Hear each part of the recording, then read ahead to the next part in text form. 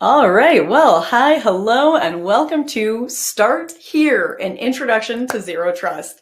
Now, today's webinar is sponsored by Zscaler and produced by Actual Tech Media. My name is Jess Steinbuck. I'm with Actual Tech Media, and I am very happy that I get to be your moderator for this conversation today for three big reasons. First, I just love hanging out with all of you. You guys are the best. I'm happy to be here. That's always a good day. Two, you have heard me say this before, but I absolutely love Zero Trust. I think it is such a cool conversation. So whether you are totally sold on this whole approach, idea, strategy, methodology, or maybe you don't understand it at all, maybe you're just starting to learn about it, maybe you hear it all the time and you think you have an idea, but you're not totally sold, I get it. But there are so many facets to this conversation. There's no end of angles, approaches, and tactics, all kind of tucked within this one big holistic strategy. It's kind of like this ever evolving little Rubik cubes, right? Like it's neat. And every time you look at it, there's something new and a new angle and a new way to put it together. I just think it's fascinating. So that's one, that's two. My third reason I'm happy to be here, as if I need another one, is I like the title. I like the idea of Start Here, because sometimes with these big, always evolving ideas, with these Rubik cubes kind of things, and there's always that new angle, that's awesome and that's exciting, but it can also be a little bit easy to start to feel lost. Maybe you feel a little left behind. Everybody else is already talking about this and you haven't really started thinking about it, or again, you thought you understood and maybe you're realizing that you had some blind spots there. Maybe you're feeling a little overwhelmed by it. But today, we're going to get some clear action steps. We're going to lay out that roadmap. And the best part is that we are starting with that big, shiny, flashing neon sign reading Start Here. So this is going to be a great walkthrough. I'm so glad you're all here with us. And to guide us along on this roadmap, we will be joined by an absolutely wonderful and fascinating expert from Zscaler, who I cannot wait for you all to meet. But first, I have a few housekeeping things that we're going to get through in order to help you get the most out of our time here together today.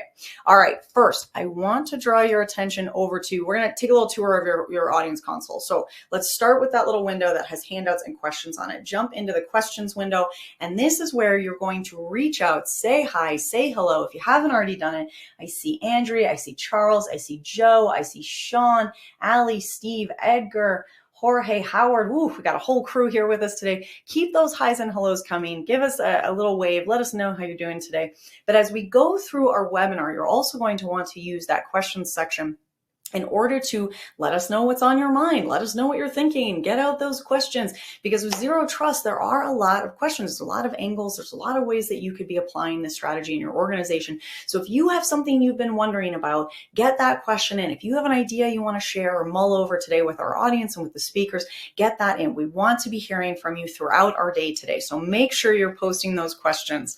Now, I also want to remind you that that question section is the best place to reach out if you're having any technical issues. I hope that doesn't come up for us today, but if it does, you can shoot us a message in the questions window.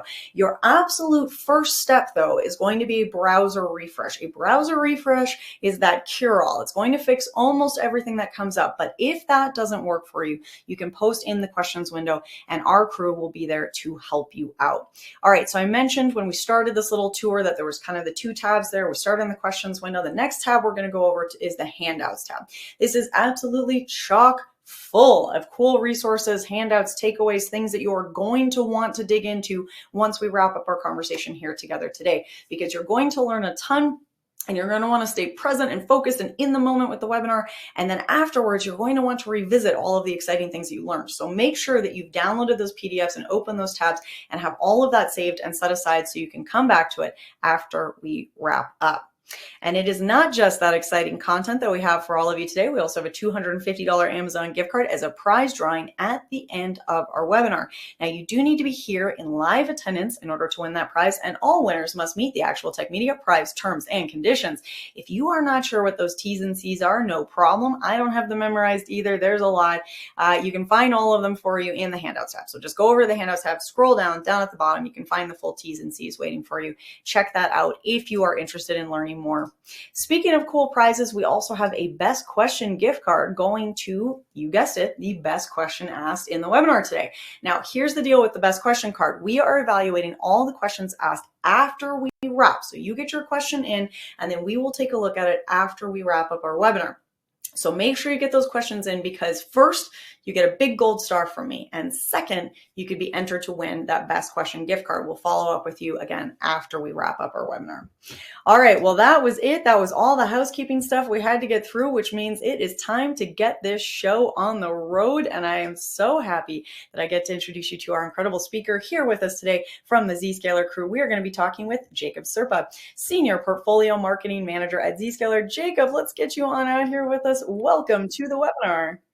Hey, thanks, Jess. Good to be here. All right, well, Jacob, we got a lot to cover. We've got a lot to jump into today. So why don't you give us a little bit of an idea of what we're going to spend our time here today exploring? Absolutely. Well, hey, thank you for that introduction. And hey, everybody, it's good to be with you today. So again, we're talking about zero trust from kind of an entry-level perspective, in essence. And, stated simply, this is what I'm hoping we can cover. Start off by talking about the problems of perimeter-based architectures and the standard ways we've been doing things, and then describe zero trust and explain why it's the solution to those problems. Then I'd love to spend a little bit of time on Zscaler and our zero trust platform in particular. And then to wrap up, we can talk about where you might want to start your journey to zero trust, as well as some practical next steps that are really practical that you can take right after this call. I love it. These are all really good things. And I like the idea of kind of starting out with that problem. I think that's we got to know what's wrong before we know what we can do differently. So let's dig into that a little bit more, Jacob. What is the issue with the standard way with how we've done things in networking and security? Yeah, and I want to begin by responding to that question with the question for our audience here, which very simply is just, have you noticed that you can work anywhere there's an internet connection? It used to be we had to go to the office and all our work was done on premises. But now, as long as you have the internet, you can go work wherever you want. And so users have moved off premises in droves. Now, second question, have you noticed that most of the apps you use are now cloud applications and you can access them via a web browser? So again, users have moved off premises, applications have moved off premises, and as a result, data has moved off premises and is now widely distributed. And this is all borne out by the data. And you can see some charts here that illustrate the point. The pie chart in the bottom left shows that only 20% of organizations are still using an on-premises only type of work, meaning 80% are remote or at least hybrid. In the middle, you can see these two lines on this chart. The top blue one is on-prem only work, and the bottom green one is remote work. And obviously, you can see that in 2020, the two converged quite quickly. And remote work hasn't gone anywhere since then. It's clearly here to stay, and things have stabilized. And of course, there's this big obvious 90% number, which is just to say that most organizations today are using the cloud. So things have evolved very quickly. And that has created some challenges for legacy architecture. And when I say legacy architecture, there are a few different ways of referring to it, a few different names. You could also hear perimeter-based architecture, or network-centric architecture, or a hub and spoke network protected by a castle and moat security model, or firewall and VPN architecture, all referring to basically the same thing, which you can see in this diagram here. So in the box beneath where it says headquarters, you can see the way that we've done things for quite some time, where we built these complex inbound and outbound stacks of networking and security appliances so that we could stay safe and provide connectivity. Now, obviously, I'm not going to read every single solution that's in the diagram here, but the point is everything revolved around the data center and around the network and, the place where you had all of these various tools and appliances. But everything doesn't take place on premises anymore. Users like this gentleman in a coffee shop here now work from anywhere, and your applications aren't always hosted on premises. In fact, most of the time they're hosted in the cloud, but not just one cloud, many, many clouds. And so for organizations that keep trying to use this legacy architecture, it's going to increase complexity as well as risk in the modern world. And so I want to spend a second here just talking about the evolution of online security. Obviously, just a simple timeline, a snapshot of what we could discuss. So things began in the 70s, in essence, with the emergence of the internet as we know it. So it was focused on establishing connections, pretty obviously, if you're trying to build the internet, just connecting nodes. But in 1988, something really important happened, and that was the world's first worm, the Morris worm, something that gave organizations pause and said, hey, there are some real cyber threats out there, and we need to try to stay safe and stop these threats. And so that led a few years later, in 91, to the first commercially available firewall product, which is a cornerstone of these perimeter-based architectures that we've already been mentioning. Now, the thing that's interesting about firewalls is what they do, because again, this is a perimeter-oriented kind of security tool. And the idea was organizations looked around and said, well, there are cyber threats out there, and we have this network on premises that has all our users, apps, and data on it. So we need to build a secure perimeter, build a wall around our network so we can keep the bad stuff out and the good stuff in. Hence, castle and moat security, as you can see in the diagram here. And that was the standard way of doing things for a long, long time. And tools after that, from VPN to network access control, all kind of adhered to this same idea of build a secure perimeter, keep the bad stuff out and the good stuff in. Now, you'll see in 1994, these RFC 1636 documents, stands for request for comment. We'll get back to that in a moment, but in essence, these are the documents that really kind of codified firewall architectures, the internet, various protocols. And so they were really a core part of the establishing of perimeter-based security. Now, this castle and moat approach was the norm for quite some time. But in 2004, something really important happened. And that was this organization, the Jericho Forum, started popularizing the idea of deperimeterization, because they saw that there were some things that were changing. And they were thinking everything has been about the perimeter and building a moat around your castle. But what happens when your users leave your castle and go beyond the reach of your moat? How do you protect them? What happens, better yet, when the castle itself picks up and goes somewhere else? Or perhaps we have a lot of little castles in a lot of different places. What do we do for security? Do we endlessly expand our moat so it gets bigger and bigger and bigger? Or maybe we build a bunch of small moats around all of these different castles and locations? And their answer to those questions was no. You don't want to do either of those things. Instead, we need to rethink security and do deperimeterization, because the concept of a perimeter has effectively inverted and evaporated as users, apps, and data have moved off premises. You can't put a moat around the whole world, in essence. And so in 2010, you had the analyst report that introduced Zero Trust. And in the last few years here, Zero Trust has really continued to become the gold standard of security. In 2020, NIST defined a standard Zero Trust framework. And just a couple years ago, the US government mandated Zero Trust for public agencies and contractors. So things have evolved very quickly from this firewall, VPN, network-centric type of security model. And we see here an excerpt from those RFC 1636 documents that I mentioned that codified firewall architectures. And this is interesting because in 1994, we were aware of a key weakness. And so in these documents, it said firewalls provide a hard, crunchy outside with a soft, chewy center.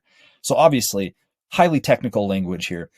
But the idea is when you have firewalls and you have a perimeter-oriented approach to security, once someone gets over that moat and into your castle, they've gotten around your primary defense mechanism, and it's not doing any good for you anymore. And they can move from room to room in your castle and go do what they want in your castle. And so basically, within the security perimeter, you have lax security, as you can see here. This was identified in 1994. So we've known this for a long, long time. And it's borne out by the news headlines, because today, we have the most advanced, the most sophisticated firewalls, and every company is using firewalls, but breaches continue. And again, it's borne out by the news headlines. You have Maersk, this global shipping organization that was hit with a cyber attack that disrupted its operations for 2 weeks, and it cost it about $300 million. So big scale here from financial implications. There was also Colonial Pipeline, which I'm sure folks in the East Coast, in the Americas listening here today, are going to remember not so fondly, because they were hit with a ransomware attack and it locked up their operations, and it really constricted and halted the supply of oil and gas throughout the East Coast. So big implications for just real world, everyday people. So every breach company uses firewalls. Clearly, we need to do something different. Now, let's illustrate this key weakness that I've mentioned with this example that you can see here. So imagine that you have a visitor come to your office. Maybe they're carded at the door, maybe they're not. But once they're inside the office, they can now go wherever they want and do what they want. They can go into any office, sit down at any desk, put their hands on any device or machine. Obviously, that's really concerning from a security perspective. But that's effectively what happens with perimeter-based architectures every day, where cyber criminals get past these moats and into the castles or onto the network of organizations, and they can do what's known as lateral threat movement, because the network just connects a whole bunch of things. And so it's easy for threats to move laterally from one connected resource on the network to another, and balloon the effects of their breach. So that's lateral threat movement. But that's only one of 4 key weaknesses of perimeter-based architectures and 4 ways that they increase risk. So let's walk through them all as this diagram builds.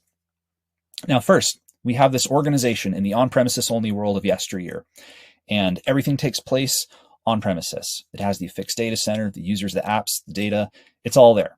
And so they have this perimeter type of approach. But then the organization starts to grow.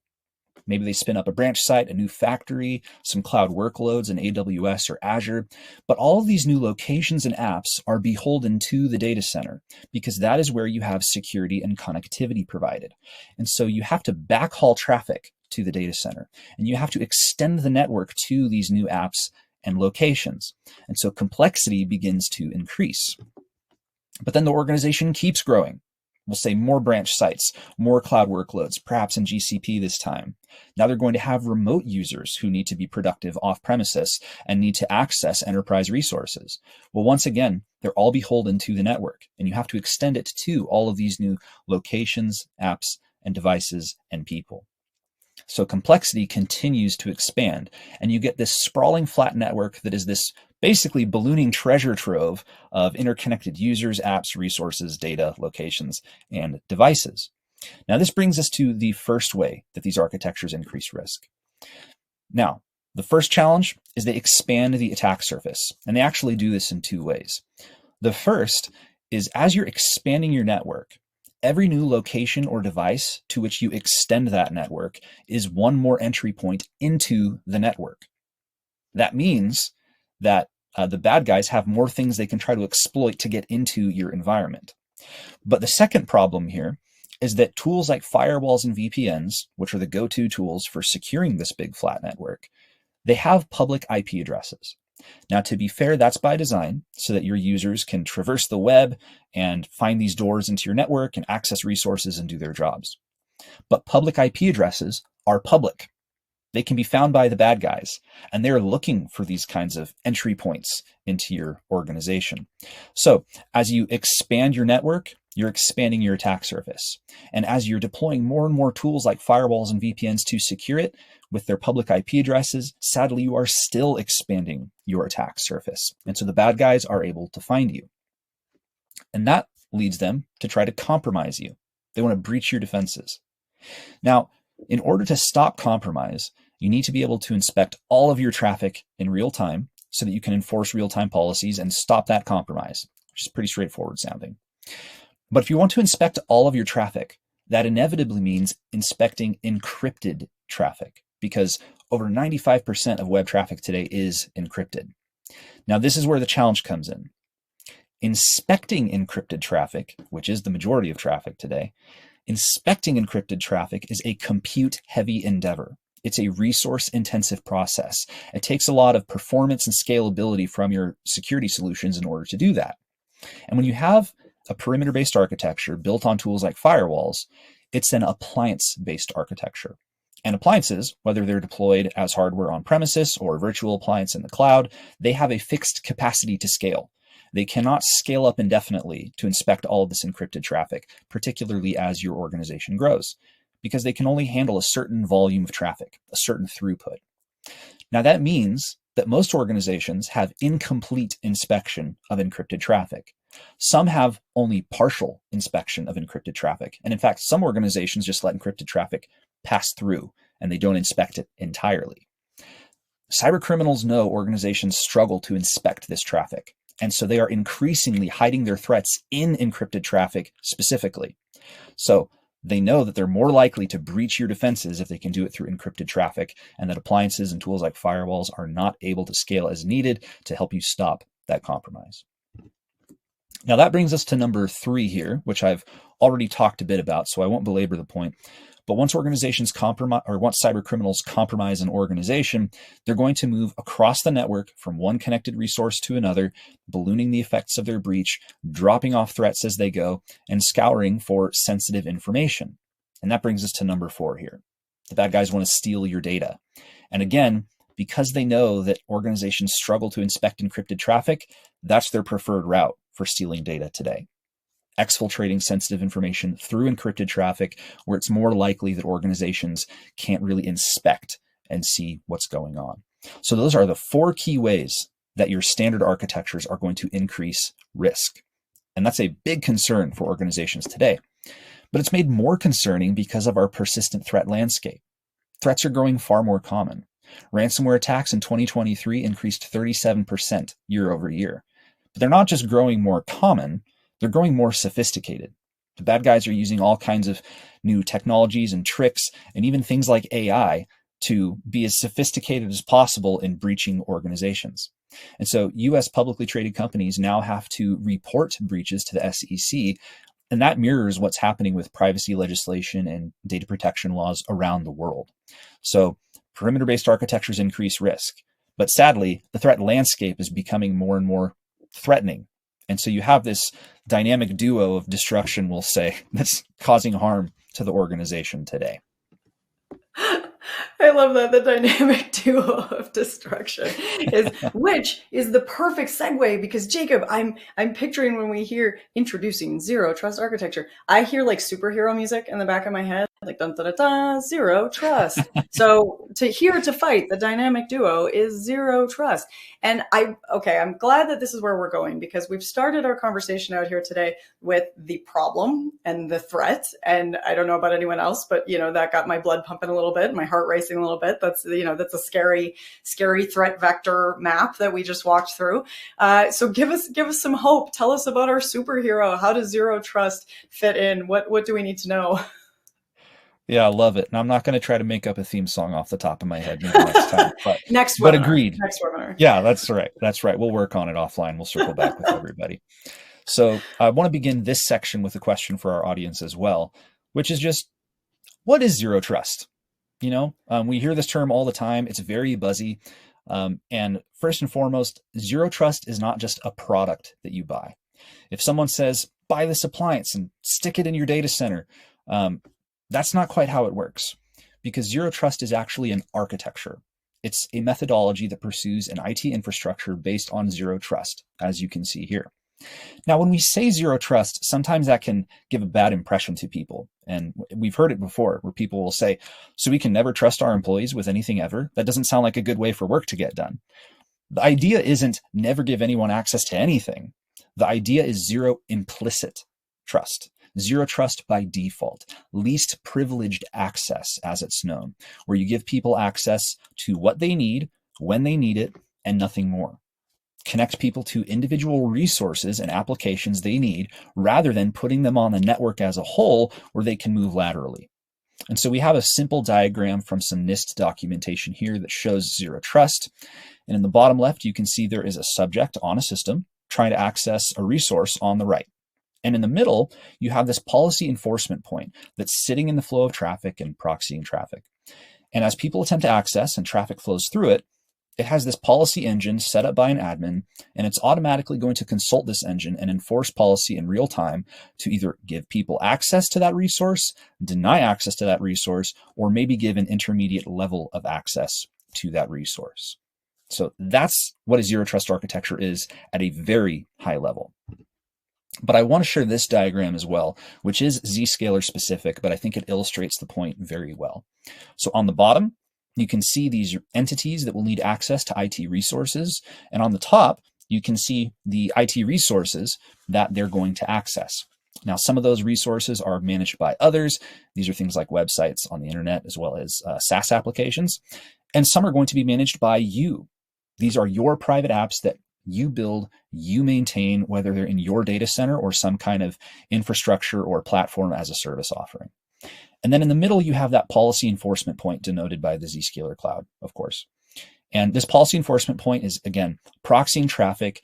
Traffic is flowing through it, and it's providing zero trust security as a service at the edge. And so it's really important that this zero trust platform giving you this architecture is a global zero trust cloud. Because in that way, you don't have to backhaul traffic to some distant data center for security and connectivity.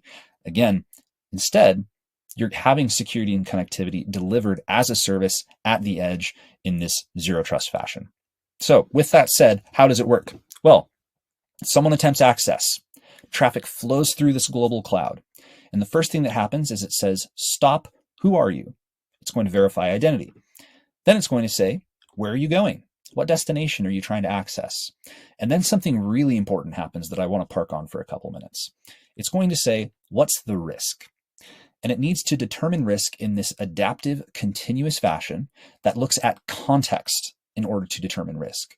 Now, this is inevitably going to involve a heavy dose of AI ML because the Zero Trust platform is going to have to consider a whole bunch of contextual factors very quickly in real time for every access attempt that occurs. So you need that scale and that performance from AI ML.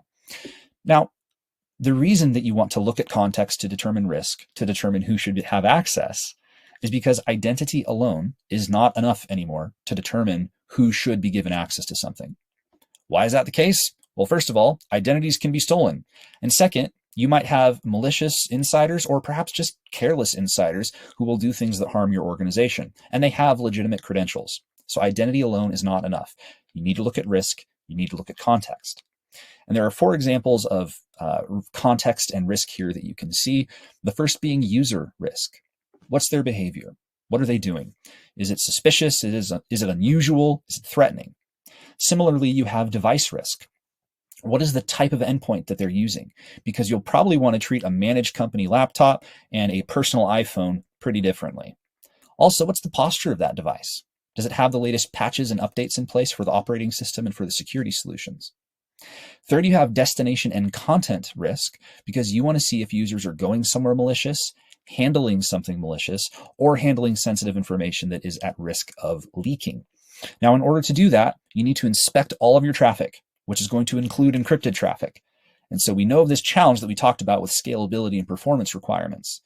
The good news is when you have a zero trust architecture and you have security delivered as a service from a high performance, highly scalable cloud, it should be able to scale as needed at the drop of a hat in order to inspect all of your traffic, including your encrypted traffic at scale as you grow. And that's what our customers get at Zscaler in particular. And then fourth is third-party intel, because you have good tools, good partners in your organization that are doing a good service for you. And you want to make sure that you can take that intel and have it fed to your zero trust platform and inform the understanding of risk and inform policy enforcement. And when you can do all of this, proxying traffic, inspecting encrypted traffic, looking at context and risk, that's going to help you stop compromise and data loss, which are 2 of those 4 key weaknesses that we already talked about.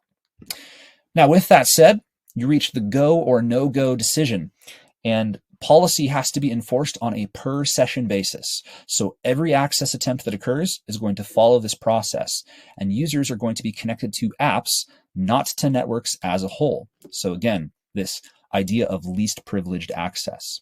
As a result, you prevent lateral movement, because even if someone makes it to an application and they're a threat, which by the way, will be stopped because you're determining risk based on context.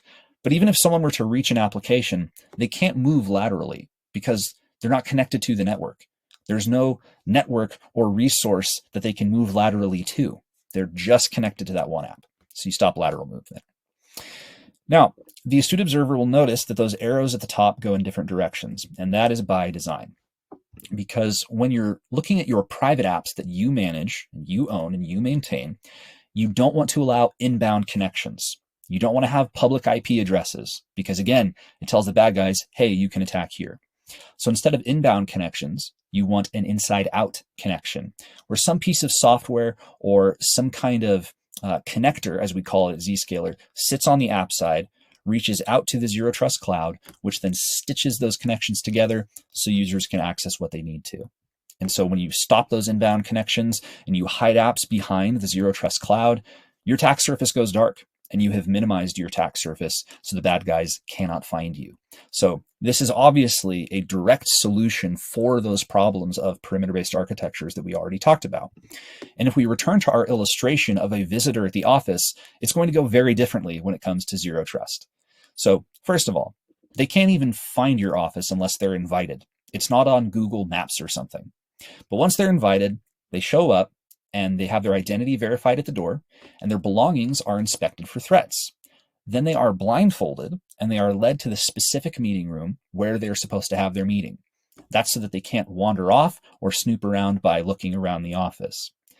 After that meeting, they're escorted back out. Their belongings are inspected again to see if they're taking anything sensitive with them. And then the blindfold is removed and they're allowed to go on their way. Again, this is a very different architecture, and I love this illustration because I think it shows it quite well. And so at Zscaler, we talk about ourselves and the Zero Trust architecture that we provide and say Zscaler is like an intelligent switchboard. It's not a moat, it's a switchboard. Different analogy here. You have this intelligent connecting, this secure any-to-any connectivity in this one-to-one fashion where your various entities are connected to apps and resources one at a time and not put on the network as a whole. So that's a bit about Zero Trust and this intelligent switchboard. But you might be having a question at this point, which is, okay, I get it. Traffic is flowing through this global cloud. You're providing security and connectivity as a service. Sounds good. But how is that happening?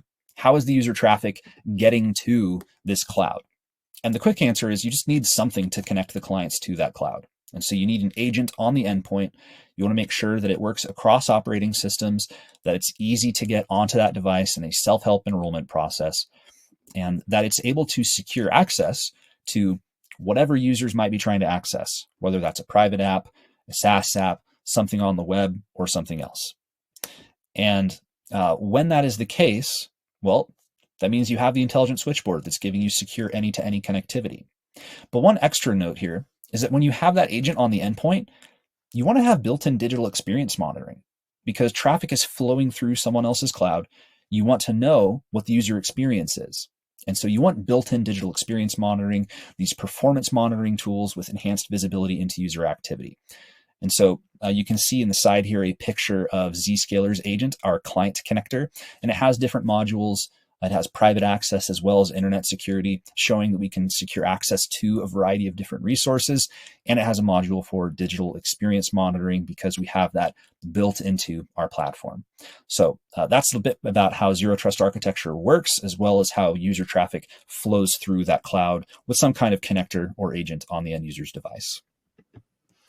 Okay, Jacob, as you were describing the Zero Trust approach, if it was a physical office space, I was laughing out loud off camera because I was picturing, those I've seen Instagram videos where they talk about if social media was real life and it would just be you walking up to someone random in the park and going, "This is what I had for breakfast," and "This is my thoughts on life. I like you," that kind of stuff. And so I was picturing what if you actually showed up at your colleague or a friend's workplace and you're getting blindfolded and spun around and run around to the back entrance. Yeah, I like it. Not actually suggesting we blindfold folks. Yes, take it. You heard it from Jacob. The next time someone visits your office, blindfold them, run them around the office 3 times, and then take them in the back stairwell. That is Zero Trust. That's the key takeaway from this conversation. Okay, but you have given us a really good idea of, what Zero Trust is, why this approach matters, what was the problem that it has been intended to solve, and why it sort of evolved out of that initial kind of castle moat to our secret agent entrance that we now have. And I'm really glad because what I can see the direction that we're going in is to get into the specifics of where Zscaler fits into this picture. So let's dive into that. Let's keep going with this solution finding away from our big scary problem where we started. And how can Zscaler, how can the platform help the audience out there bring Zero Trust into their organization? Perfect. Love to. So the first thing I want to say is that Zscaler actually stands for something. We'll begin with a little bit of trivia.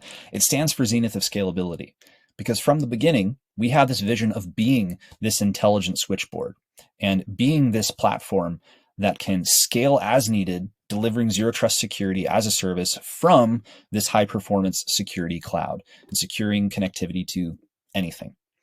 And so we started our journey in 2007 by securing access to the internet and to internet apps.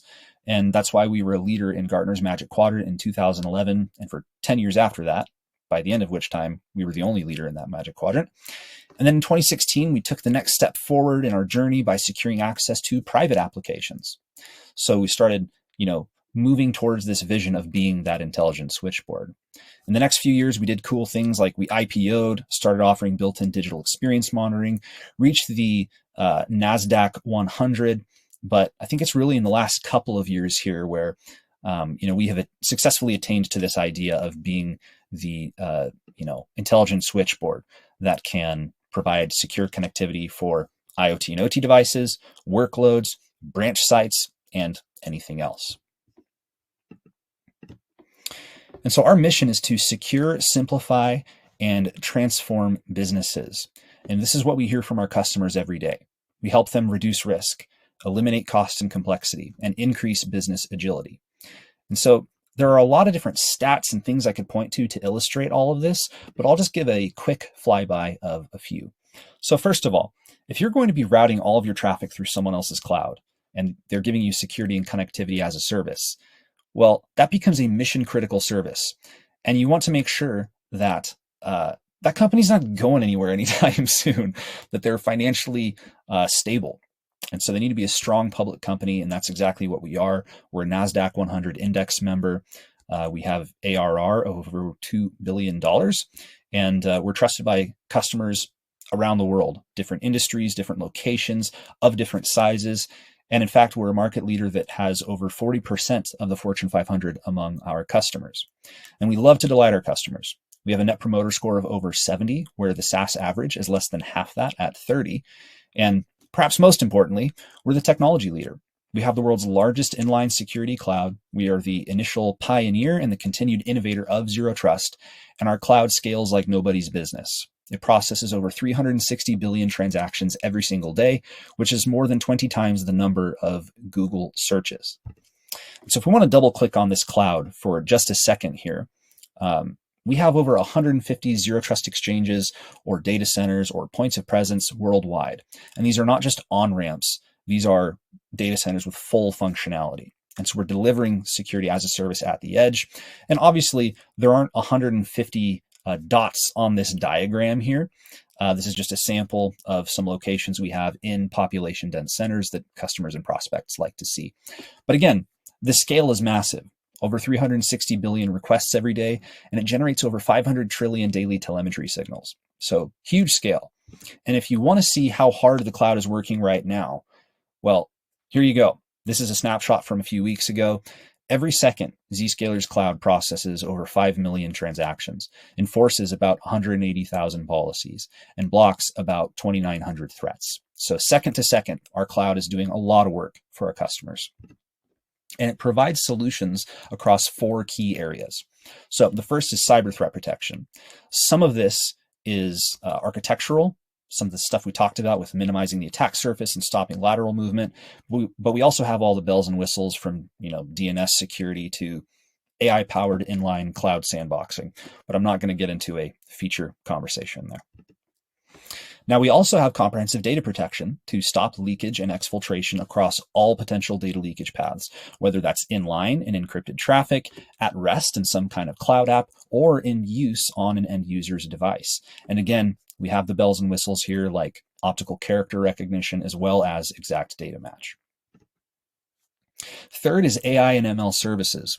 Because we have this platform that has hundreds of trillions of daily telemetry signals that basically can serve as the data set for these AI and ML services. And so we have things like our digital experience monitoring tool known as Zscaler Digital Experience, or ZDX. And as an example, it has AI-powered root cause analysis for user experience issues. So instead of having to do all this work triaging across different teams, You just click a button and it finds the problem for you and shows you how you can fix it. So really powerful stuff there from an automation perspective. And then fourth is zero trust networking.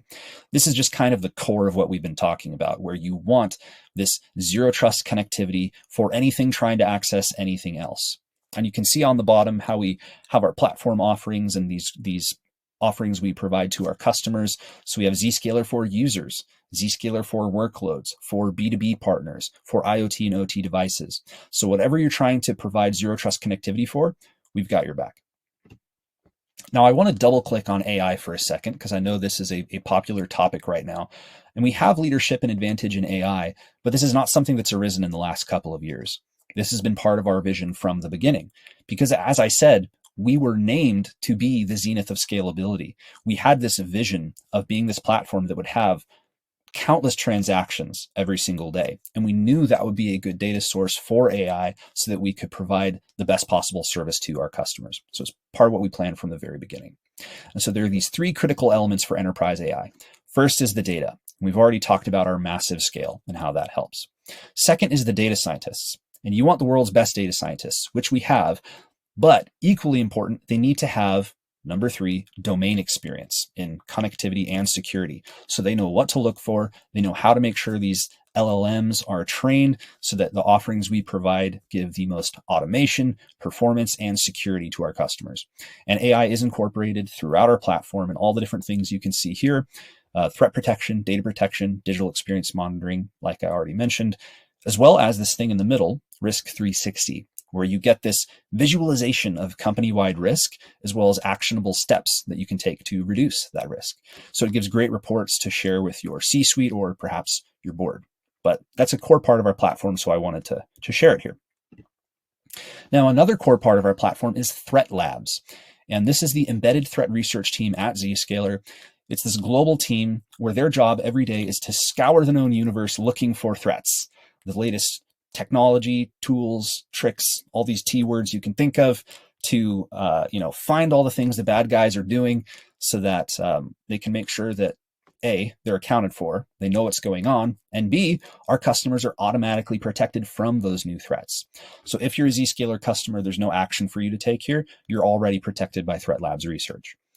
But on top of that, we share this research. We share our cloud data with the industry at large because we want to be a good corporate citizen. We want to help promote a safer internet, and we want to play nicely with everybody.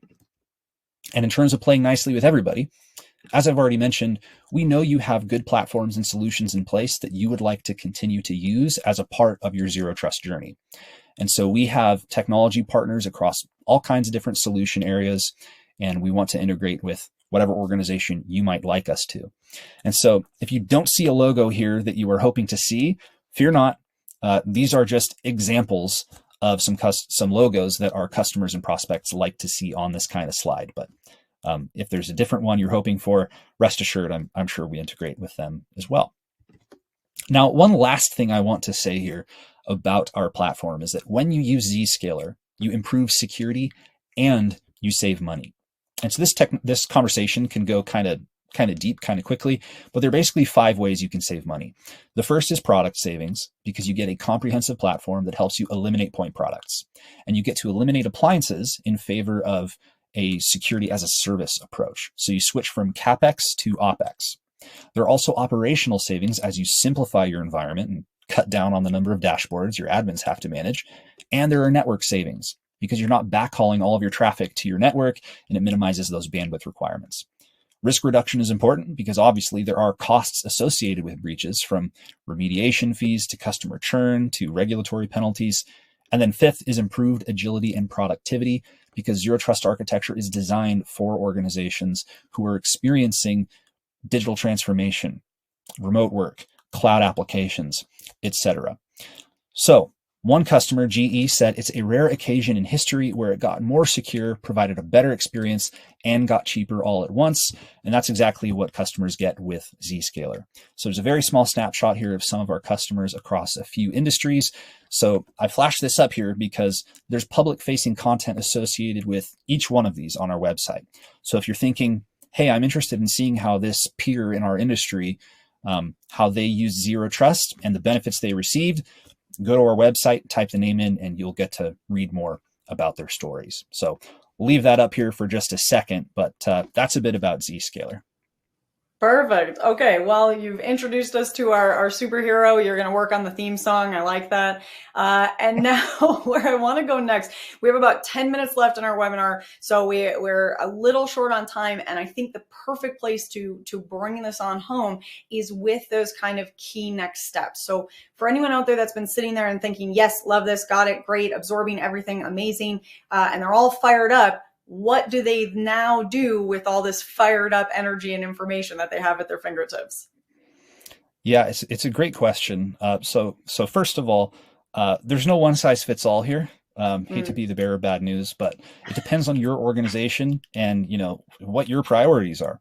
Now, having said that, there are these 6 key things that organizations typically come to us to solve. So I won't go through all of these here, but there's content associated with all of these on our website. So if you're thinking, hey, where do I start? If one of these looks interesting to you and you're thinking this is relevant for my organization, then go check this out on our website here. So I'll just leave this up for a second longer. But these are the 6 main use cases in essence. I think there's probably a few people out there that are going, uh-oh, I have all or at least quite a few of those. Yes. Okay. Amazing. So for those kind of 6 key steps and or the 6 key issues and ways that you might address them, let's get detailed. Let's get real. What is that practical follow-up for everyone here that is ready to kind of continue the conversation with you? Yeah. So a couple of things here. The first one is go to testmydefenses.com. No, this is not a phishing site or something like that. This is a Zscaler site that we maintain, and it's not going to do anything malicious. Rather, it's going to just kind of shine a light on your organization from the outside and say, hey, here are some key vulnerabilities that you have. And then it's going to tell you what they are so that you can go fix them before the bad guys can exploit them. So whether you want Zero Trust or not, whether you want Zscaler or not, be sure to go to testmydefenses.com because I think it's got a few really good tools in there. So that's the first one, testmydefenses.com. Yeah. And then the second one is we just have a couple QR codes here for you. So one of these is for Zscaler webinars. If you see a topic that you're thinking, hey, I want to learn more about this. Maybe it's one of those 6 leading use cases like securing work from anywhere. You can go to our website by scanning this QR code and see all the webinars that we have and search for that specific topic that you're interested in. But also there's a QR code here for requesting a demo in case you're one of those people where you're like, I'm already sold. I want Zero Trust. I know it's Zscaler. Here's my first use case. Let's do it. You can do that as well. So there's the QR code. But to wrap up kind of the speaking portion of the presentation, I suppose, I just want to leave everybody with a quote, which is from John Kindervag in 2010. So almost 15 years ago now, as strange as that sounds. But even back then, he said, today is a good day to take action on Zero Trust networking. So if that was true in 2010, it is certainly true today because we're far more digitally transformed, and now is the time. So with that, thank you everybody for listening. And Jess, that does it for me. So over to you. All right, we're gonna get into some questions. I'm thinking about that. What's that thing with dieting? The most common day to start a diet is tomorrow. And so if you've been waiting to start your Zero Trust diet, today's the day, not tomorrow. Yesterday, even better, but today is definitely the day. I wanted to ask you, I'm gonna try to consolidate a few of the questions because we do have quite a few questions coming in. Luckily, you've actually hit on a lot of the audience questions as we've gone through. So I think we've been able to get, especially AI came up a lot, and you really got into that, which was great. One of the things that has come up a few times is this balance between sort of efficiency and protection, and speed and protection, and just kind of worrying about slowing things down. So I just want to make sure that we've hit that for the audience as well, that we're able to hit that Zscaler can address the threats that it needs to without affecting that productivity. Yeah, it's a good question, and it's a common question because security is often seen as the enemy of productivity, and it does not have to be that way, right? Security is seen as the no function, and that's not ideal, obviously. So we recognize how important that is. So a few things. first of all, we have our built-in digital experience monitoring, as I mentioned. That's going to give you full visibility across the entire connection. So down to what's happening on the device and up to the resource they're accessing and everything in between. We're sitting in the flow of traffic. We have a presence on the endpoint and we have integrations in the cloud. So we can see the whole connection.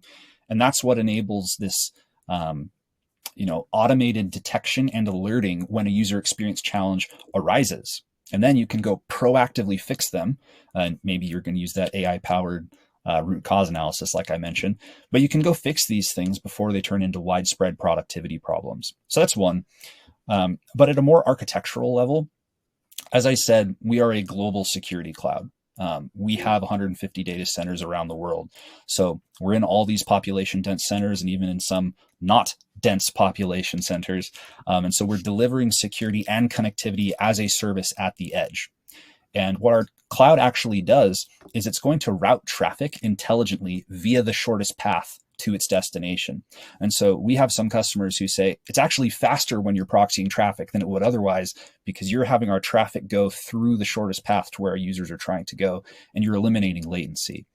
So those are just a few things that I think would be relevant there. But again, user experience, keeping users productive, it's incredibly important. And we take that super seriously at Zscaler.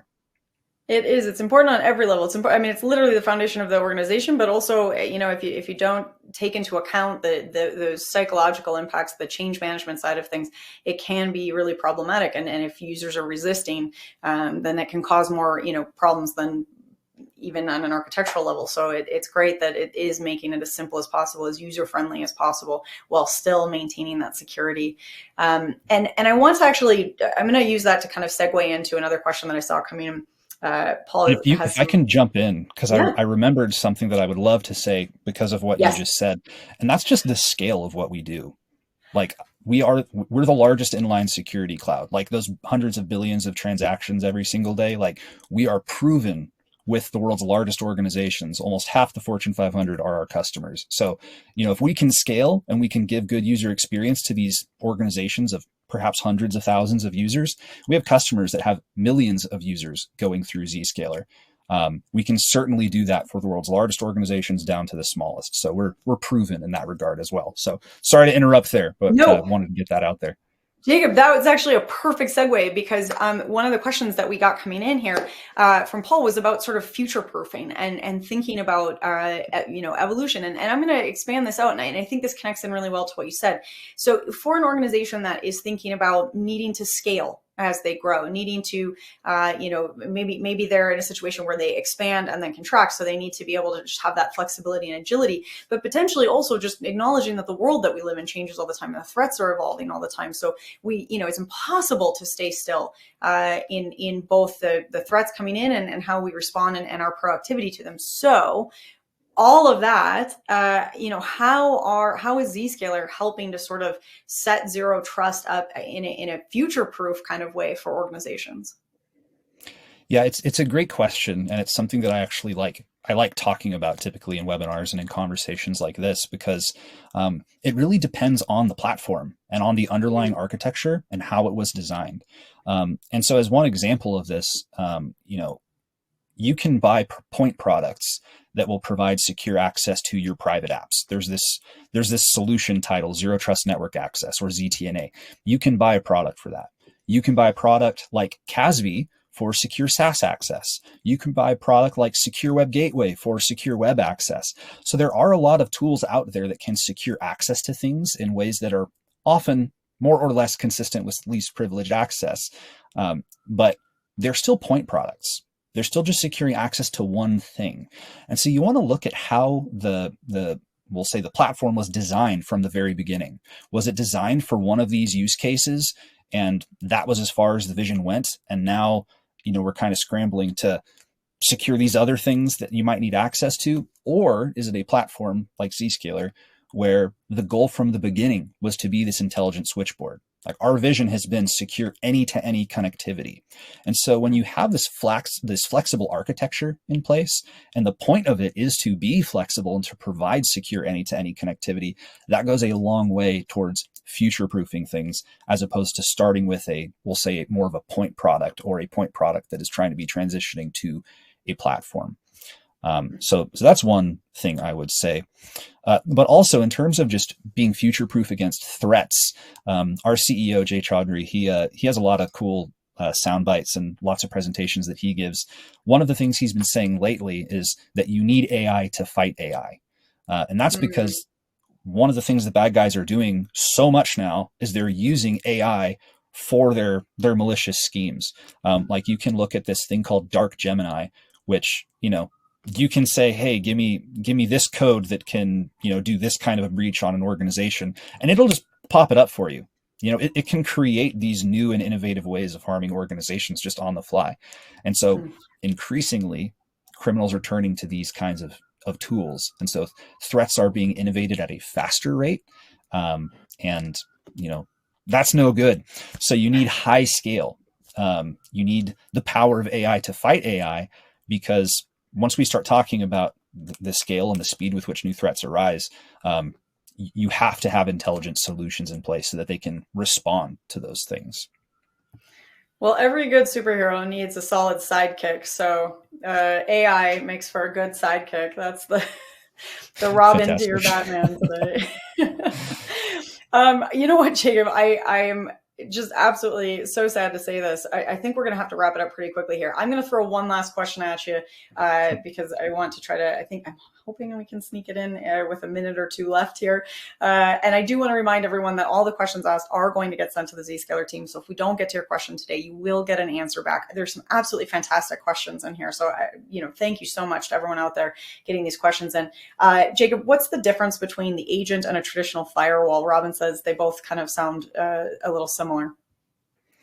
Yeah, I'll try to answer this briefly because I know we're short on time.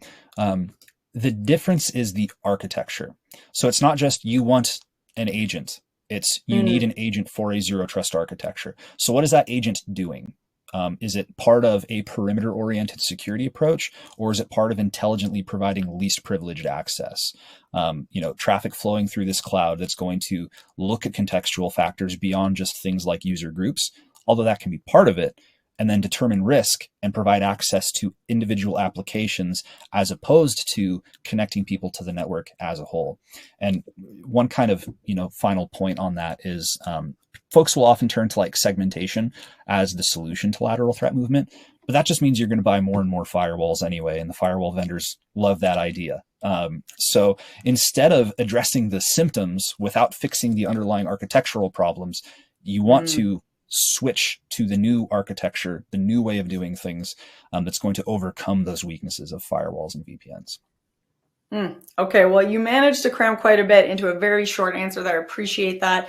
And I wish we could keep going, Jacob, but we will have to leave it there. We will hopefully get to continue this conversation with you. I think we've done the starting point, and then we should just keep going down this path. We'll just keep taking it further and further as we dig into the zero trust architecture and the journey of that. I do want to ask you for one more, start here flashing sign kind of point, jumping off point for the audience. We've got the QR codes up on the screen right now. What else would you recommend as the very first follow-up to the conversation we're having here today? Yeah, so two thoughts. One was this, and I'll flash the slide back up for a second, but we have public-facing content for a lot of our customers. So if you want to see how a real-world organization used zero trust and why they switched to zero trust instead of firewalls and VPNs and these kinds of things, you can go read that content. So look for your industry. Here's a cool peer organization. Let's go figure it out. That's one. Testmydefenses.com was the other one. Great tests there. And then these QR codes as well, so that if you're convinced, you can just go request a demo, or if you want to learn more about a specific topic, you can go watch some webinars on that specific topic. So give you three separate answers there. Perfect. I like it. It's a little nesting doll of answers, many ways to follow up and reach out. Jacob, thank you so much for being here with us today. It has been so much fun chatting with you. Hey, thank you so much, Jess. And thanks to everyone in attendance here. It's been great talking with you. All right, and to anyone who is wanting to try out some of the tester defenses, for example, right away, head over to the handouts tab, click in, you will find a link right to it in that handouts tab. So make sure you do go spend some time, give that a shot. That is an awesome follow-up to the conversation that we're having here. Also grab the industry report, how Zscaler delivers on the promise of the zero trust architecture, a great way to extend the conversation that we've just had with Jacob. Now, another two things that I really want to recommend that you look at, one, that how companies reduce costs with one true zero trust platform. So this was some of the success stories of customers that have been able to cut that cost, as Jacob was explaining to us, reduce complexity with zero trust exchange from Zscaler. And then there's also a really cool couple of takeaways. I think I said there was only two, and there's three more. There's so many that this resource center is just absolutely chock full of information. So you just have to go to spend some time and explore. But the two more that I want to tell you about, one is the Zero Trust Zscaler Exchange at a glance. This is a quick and easy read. Some of the graphs that Jacob had in his slide deck are actually in these last two handouts here. The Zero Trust Exchange at a glance, and then the 4 reasons firewalls and VPNs are exposing organizations to breaches. There's a couple of some of the resources that we saw in the slides today that are reflected in these takeaways. And so if you were wanting to spend a little bit more time with some of what we heard from Jacob, all of these handouts are a great way to jog your memory, to make sure that that's kind of taking root and staying put in your brains, because I know we threw a lot at you today. So again, I think 1, 2, 3, 4, 5 different resources for you in the handouts tab, including that test my defenses thing. So all kinds of great follow-ups and ways to continue this conversation. I hope that you will all spend some time with those. Right now, open those tabs, make sure you've got them open, download those PDFs, hold on to them because you will want them when we wrap up, I promise you. All right, now before we head out for the day, it is time for the prize giveaway. So we do have a $250 Amazon gift card that is going to go to Kyle Furster from Pennsylvania. Kyle Furster from Pennsylvania, congratulations. You have won a $250 Amazon gift card, and we will follow up with you after we wrap. Well, with that, on behalf of the Actual Tech Media team, I want to once again thank Zscaler for making this webinar possible, and a big, giant thank you to Jacob for guiding us through such an interesting conversation today.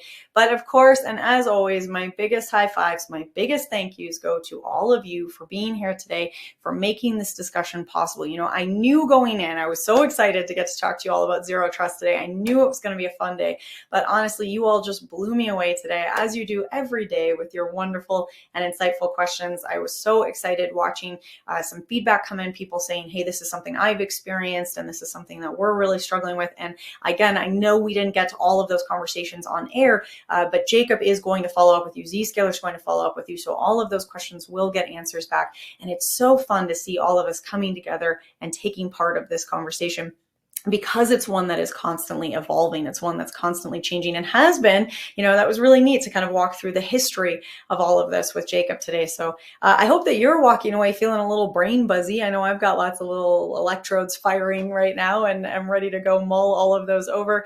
I hope you're ready to take some action, do a little bit of research and follow up, and continue this conversation with Zscaler. Well, with that, I think I'll leave you and let you all go on about your days, but I hope you have an absolutely beautiful end to your afternoon, and I'll see you again soon.